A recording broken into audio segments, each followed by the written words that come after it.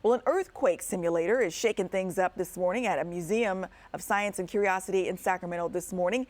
Andrew Hobner is live with all the details and hopefully not still shaking himself. Hi, Andrew.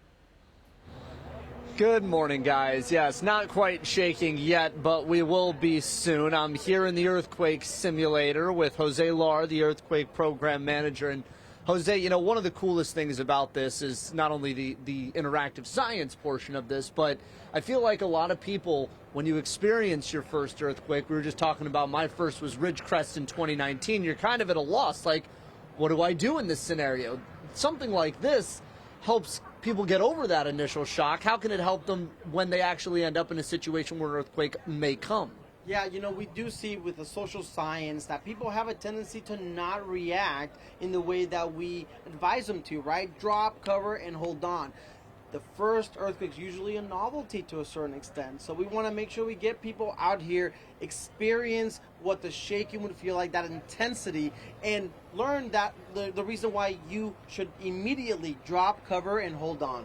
What is the biggest thing on the 7 stages that you guys mentioned for earthquake safety? What's one of the most important to make sure that everything is safe and prepared in the event that it does happen? You know, personal preparedness is always the most important thing, right? Do you have a preparedness kit? Do you have a disaster kit, right? Do you have food, water, medication for up to 3 days? And of course, one of the things that we will always stress out is alerting.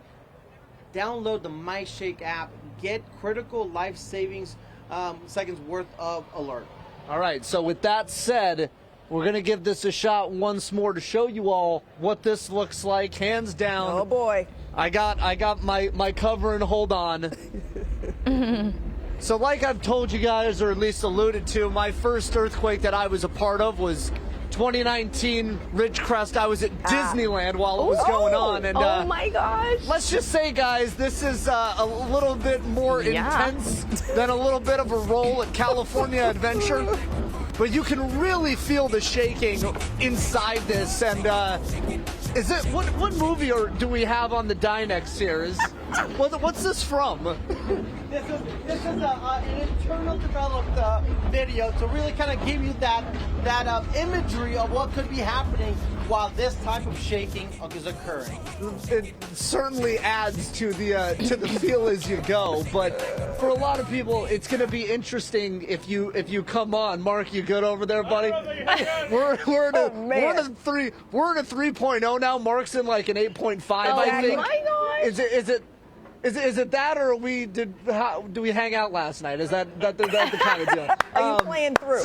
That's the question. That was a joke. I swear. No, but the one thing before we go here that I do want to mention that you've kind of talked about as well is how much things are changing here with how you guys handle earthquake awareness. What are the future plans that you guys have that you want the public to kind of be aware of as we head into the shakedown? Yeah, the California Earthquake Early Warning System has, a big future in California. We're talking here about downloading the MyShake app right now, taking that extra step to receive the alerts through your Apple iPhone, right? But the future really is integrated technology, very much like Android. Android, in fact, has integrated alerts with earthquake early warnings already, and so that's the future, right? It's having automated earthquake, elevator recall, having the operating rooms, and having an announcement that shaking will be occurring, having a high rise in LA or San Francisco or in Sacramento, having that automated announcement that shaking is going to come. That's the future. Jose, appreciate it. Guys, back to you. We've been having some fun in the simulator. If you want to come down, Museum of Science and Curiosity here on Jaboom Street, we're moving and shaking all morning long here. Your poor photographer, Mark Willis, is having a little aftershock right now. Yeah. Oh my gosh. Thank you, Andrew.